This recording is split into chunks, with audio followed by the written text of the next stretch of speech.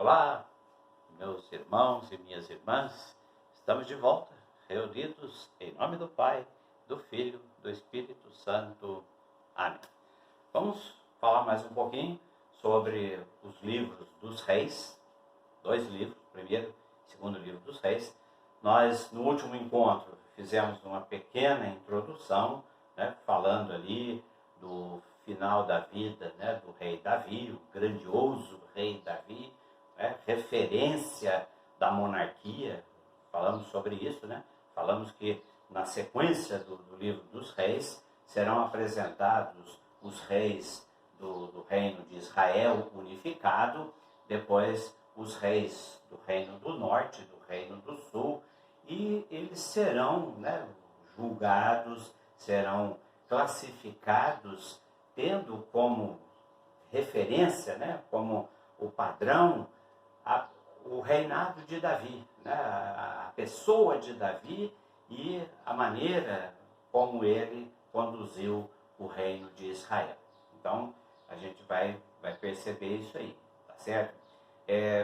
O comecinho do livro, do primeiro livro dos reis, fala da morte de Davi, fala da presença daquela personagem, Abisag, uma jovem sunamita que foi contratada com o objetivo de aquecer o rei, assim, de se deitar com ele.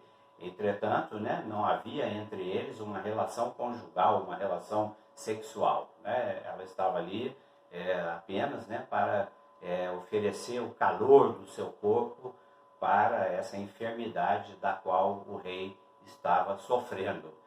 Com a morte do rei Davi, vai surgir uma contenda no palácio.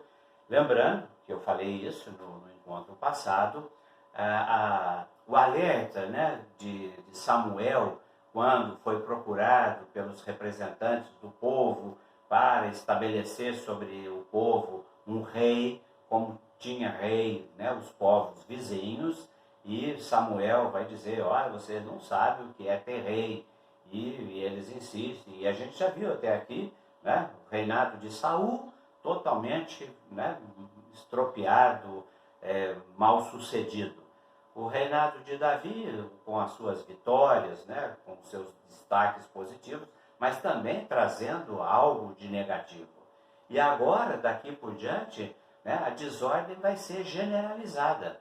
Primeiro, um dos filhos de Davi, que não eram poucos, chamado Adonias, ele, assim que foi declarado, antes mesmo do pai ser declarado morto, ele já usurpando, ele toma posse como rei, ele se autoconsagra rei e começa um governo paralelo. Nisso vai surgir na corte, no palácio, sob a orientação do profeta Natã, uma articulação para que Salomão fosse indicado e empossado como rei. Então, o profeta Natã vai articular com Betsabé, esposa, uma das esposas do rei Davi, para dizer a ele que durante a sua vida ele havia declarado que com a sua morte Salomão seria o sucessor. Disse isso na aula passada, digo novamente, isso não está escrito na Bíblia em lugar nenhum. Então isso foi uma elucubração, uma maquinação, uma astúcia de Natã para conseguir que Salomão fosse feito rei. E isso vai se confirmar sob a orientação de Natã. Ele vai dizer para Betsabé: você entra lá no quarto para falar com ele, diga para ele essas palavras que ele prometeu, e nesse momento eu entro e confirmo, eu ratifico essa, e aí aquilo que nós falamos, poxa, se eu acaso mais mentira, a trama, não sei, é para mostrar, para justificar aquele alerta de Samuel, para mostrar que a monarquia, embora fosse fartamente anunciada no livro dos Juízes, como sendo a solução dos problemas, não é bem assim. Bom, morreu o rei, Salomão assumiu, o seu irmão Adonias foi deposto, e ele vai querer uma nova cartada se aproximar do poder. E ele vai até a sua mãe, né, até Betsabé, e pedir para ela que dê para ele a jovem sunamita, a Abisag, né? E Salomão percebe, né, a jogada dele. Ele queria a moça, né, mas não era só ela, ele queria também parte do reino. E aí Salomão vai se sentir ameaçado e vai levar, né, assim, vai determinar que seu irmão Adonias seja morto, né? E assim será, tá certo? Com a morte, né, com a eliminação de Adonias, Salomão passa a reinar totalmente, né, isolar só ele, né, não tinha ninguém no pé dele, e ele vai ter então um encontro com Deus, né, aquela visão que ele vai ter de Deus, Deus oferecendo para ele tudo que ele quisesse, né, para que ele pudesse governar o seu povo, e ele vai fazer aquela oração da sabedoria, onde ele vai pedir para o Senhor, né, que desse a ele sabedoria suficiente para governar sobre o seu povo. E aí Deus vai dizer, porque você não pediu nem ouro, nem prata, nem tesouro, nem poder, né, somente a sabedoria, eis que eu vos dou, além da sabedoria, todos os outros, né, os outros elementos. O poder, o dinheiro, o tesouro, as riquezas e tudo mais. Então, Salomão, né, a partir desse encontro com Deus, daqui por diante, Salomão passa a ser, na literatura bíblica, ícone da sabedoria. Quando se fala em sabedoria, né, daqui por diante, Salomão. Quem é a sabedoria, né, personificada? Salomão. Tá? Da mesma forma que quando se fala em Salmos, né, é Davi, embora não tenha sido ele o único, né, autor dos Salmos. Mas existe essa identidade. Davi, Salmos, Salomão, sabedoria. Bom, Salomão recebe essas dádivas de Deus, tá? E assim que ele recebe uma das primeiras manifestações, ele vai ser colocado em prova, né, com aquela questão das duas mulheres, né, uma única criança. A mulher A dizia é minha, a mulher B dizia a criança é minha, e diante daquele impasse, né, que ninguém abria a mão, Salomão vai dizer, traz a criança aqui, parte ela no meio, metade para cada uma das mães, tá? E nesse momento, né, uma delas falou, não, tudo bem, eu fico com a metade. A outra falou, de jeito nenhum, dá a criança para ela. Né? Que absurdo. Né? E aí nesse momento Salomão vai dizer, você é a verdadeira mãe. Tá? Então, já isso, né, digamos assim, foi uma pequena demonstração do que a sabedoria de Salomão haveria, né, de proporcionar na sua vida. Essa sabedoria para, né, identificar a verdadeira mãe pelo sentimento de caridade, pelo sentimento maternal, né, que não foi encontrado na outra, né, que estava ali só para criar problema.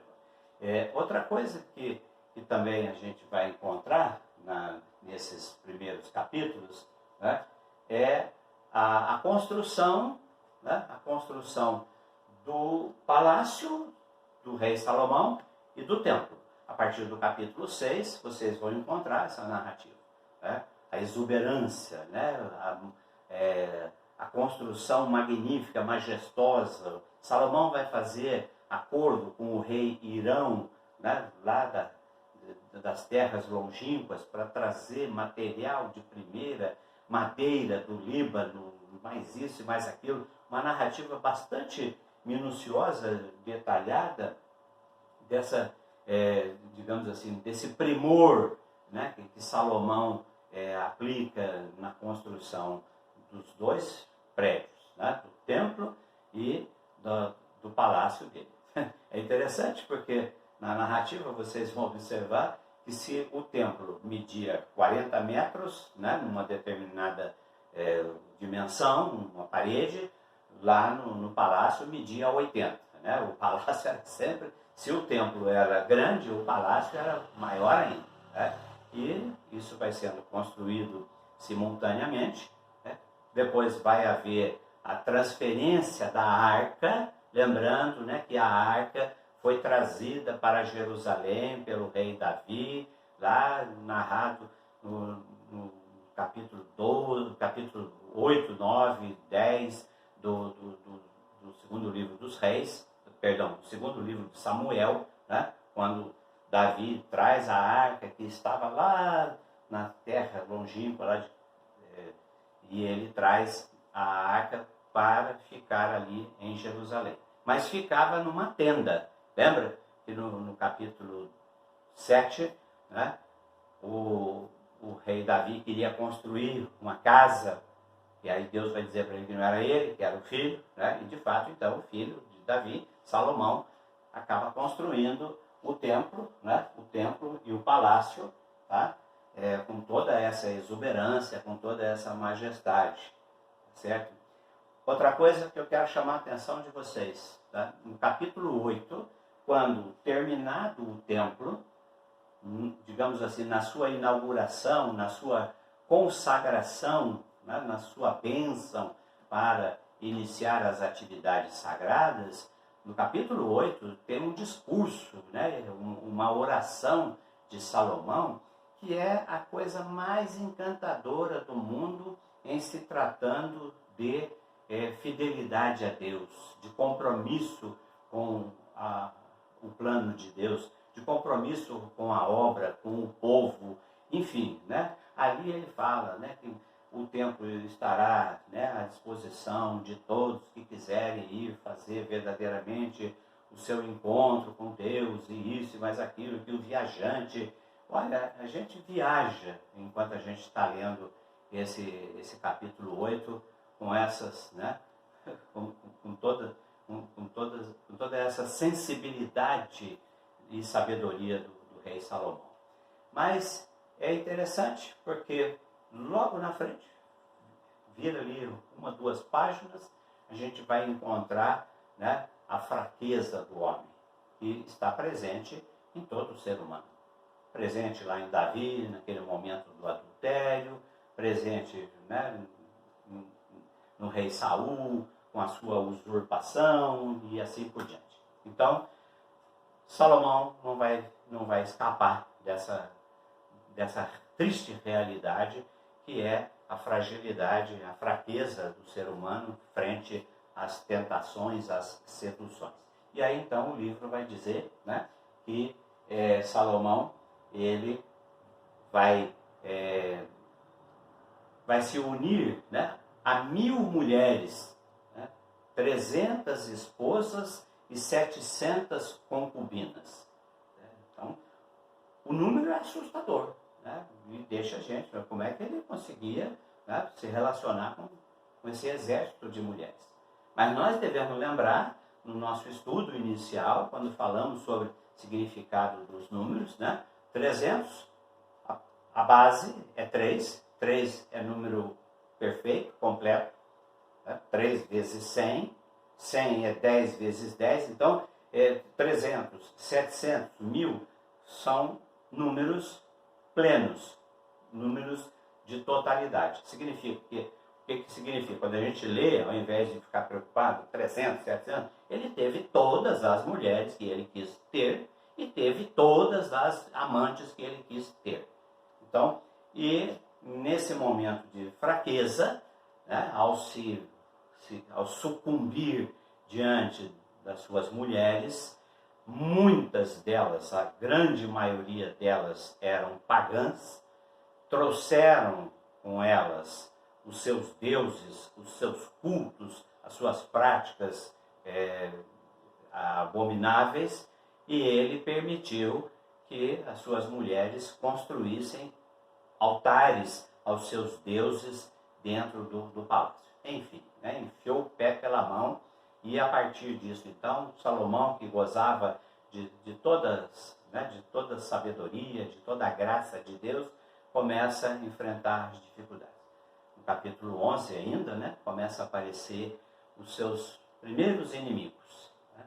Um aqui, outro ali, todos eles descontentes, né? Muitos eram amigos do rei Davi e começam a ver a derrocada do reino de Israel. E para a gente finalizar o encontro de hoje, eu quero só me referir a um dos inimigos, né, que são citados no capítulo 11, né, além de Haddad, né, que não tem nada a ver com o nosso político, né, Haddad, Razon, né, são alguns nomes de inimigos de Salomão que aparecem nesse capítulo 11. E aparece um nome que esse é fundamental que vocês gravem bem. Jeroboão. Jeroboão. Jeroboão era um homem forte, um homem, né, realmente muito inteligente, a tal ponto que Salomão havia confiado a ele a chefia, a liderança de um trabalho, né, numa obra no entorno da cidade. Extremamente, né, de confiança, mas Jeroboão começa a ver no rei, né, esses pecados, essas coisas erradas, e ele começa então a se revoltar contra o rei. Começa, né, a desejar o fim daquele reinado. E então, um dia, Jeroboão estava saindo de casa para ir trabalhar e encontrou um profeta, né, no meio do caminho, chamado Aías de Siló, né, Aías de Siló. E esse profeta, naquele dia, estava usando um manto novo, né? E ele pegou esse manto, partiu em 12 pedaços e mandou Jeroboão ficar com 10. E aí o diálogo é mais ou menos esse. Toma esses 10 pedaços, significa que, né, o profeta falando em nome de Deus, que eu vou tirar de Salomão, né, 10 reinos, e ele vai ficar só com 2. E será o seu filho que será prejudicado. E você terá sob sua liderança 10 povos, 10 tribos. Então, só lembrando, 12 tribos de Israel, tá? Naquele momento, governados por um único rei chamado Salomão. E o profeta Aías já vai, né, fazer a profecia de que o reino será dividido. 10 tribos para Jeroboão, 2 tribos para o herdeiro de Salomão, que será o seu filho, logo após a sua morte. A gente volta na próxima oportunidade para falar do capítulo 12, a morte de Salomão, o reinado do seu filho e a separação do reino. Ficamos por aqui, em nome do Pai, do Filho, do Espírito Santo. Amém.